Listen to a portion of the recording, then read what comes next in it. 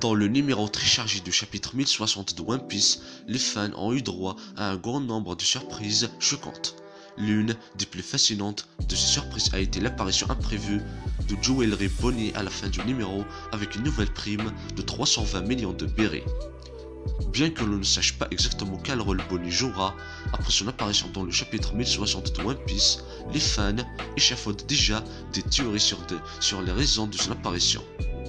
L'une des théories les plus populaires inventées par les fans depuis la sortie officieuse du numéro est qu'elle va probablement raconter au chapeau de paille une version complète et non modifiée des événements de la rêverie.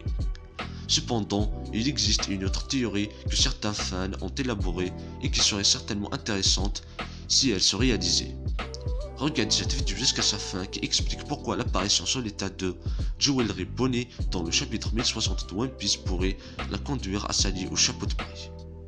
L'une des plus grandes questions qui se posent après la sortie officieuse du chapitre 1060 de One Piece est de savoir quel sera le rôle exact de Bonnie au sein du chapeau de paille, alors que beaucoup la considèrent comme un simple élément de l'intrigue permettant de résoudre le problème de la rêverie ou d'introduire le poneglyphe de la 4ème route. Certains fans sont convaincus qu'elle s'alliera au chapeau de paille d'une manière ou d'une autre.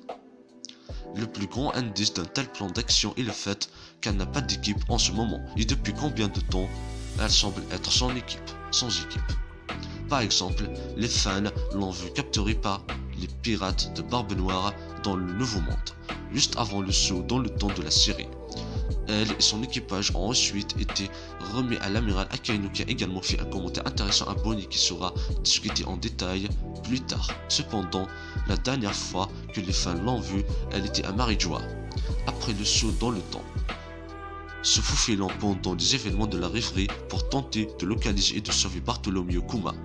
Si les fans n'étaient pas au courant de leur relation avant ce moment, il est rapidement devenu clair que les deux ont un passé profond et historique l'un avec l'autre, même si le contexte exact est inconnu.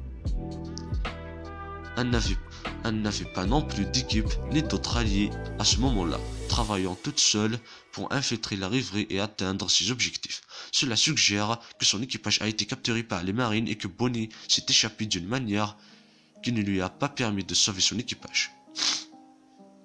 Maintenant, avec sa dernière et unique apparition dans le chapitre 1060 de One Piece, les fans sont convaincus qu'elle est en fait une capitaine sans équipage. Cela a donné lieu à des théories selon lesquelles elle pourrait s'aligner sur les chapeaux de paille ou même les rejoindre officiellement. Si le fait qu'elle rejoigne l'équipage est certainement un pas de plus que le simple fait de s'allier avec eux pour le moment, les deux cas de figure semblent très possibles.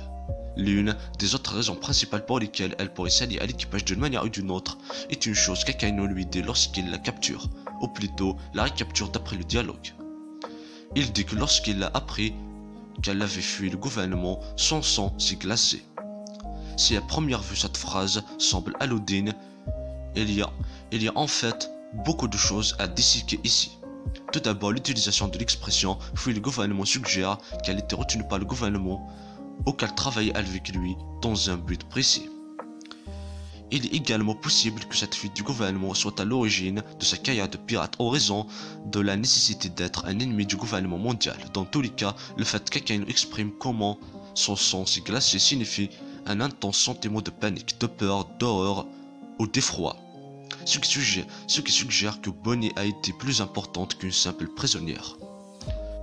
Comme elle semble avoir un rôle important à jouer dans le gouvernement mondial et probablement dans les projets d'Im-sama, il est encore plus logique qu'elle s'allie à l'équipage de Chapeau de Paille.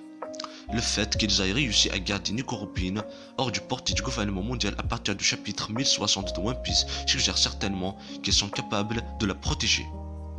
Les fans sont extrêmement confiants dans le fait que Jewelry Bonnie suivra les chapeaux de paille pendant un certain temps et qu'elle jouera un rôle important pendant cette période, voire au-delà. J'espère que cette vidéo vous a plu. Si c'est le cas, n'oubliez pas de vous abonner à la chaîne et d'activer la cloche des notifications et de partager et liker la vidéo. Ça prend 2 secondes et c'est gratuit.